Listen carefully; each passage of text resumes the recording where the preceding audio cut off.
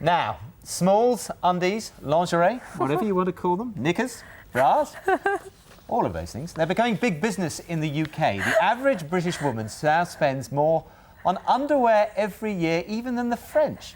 A new generation of British designers is taking advantage of that trend now and launching international collections. Susanna Streeter has been to London Fashion Week to find out more.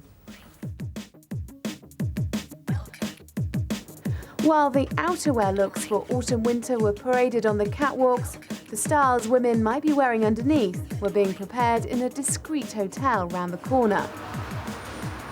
It's the first time a special lingerie showcase has come to town during Fashion Week. The labels at Trousseau are making the most of British underwear's new cutting-edge image. Paris always used to be considered the centre of the lingerie universe, but now international buyers are coming here to London to see the quirky and adventurous styles of up-and-coming designers. So this is the feather bra, and it sits just on the bust there, and it's kind of, when you shimmy... My background's product development, so I worked for a defence manufacturer on government tender for body armour for the Metropolitan Police, and a friend of mine that was a lap dancer went out and wore a pair of pants that she'd asked me to make her, and came back with loads of orders and sort of said, "You've got yourself a business, get going." And it's become like a very top-edge luxury brand, and I sell to top-end places. Whilst London designers have always been at the fore in terms of fashion, in couture and outerwear, it wasn't being applied to lingerie, and I just couldn't understand this. So that's what I set out to do. And at first, like, the French and Italians would pass my stand and they would scoff and they would be like, "Oh, everyone just wants classic and beautiful underwear." But now they're eating their words.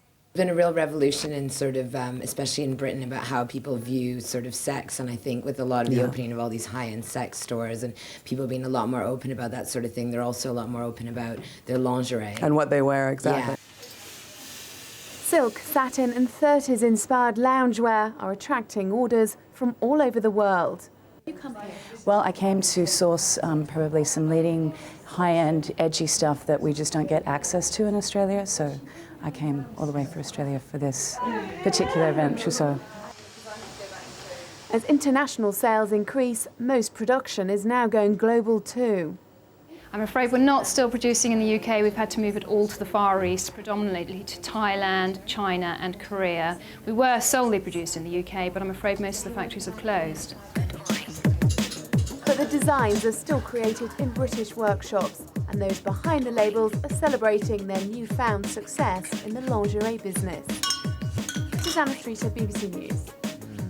You catch your death of cold in most of that stuff. Better with a woolly jumper, I'd say, which is just as well, because we're now going to see how our knitting group has done. In case you've just switched on, we have 3 knitting fans in the studio who cast on at the beginning of the programme and have been quietly clicking away ever since. Very quietly, very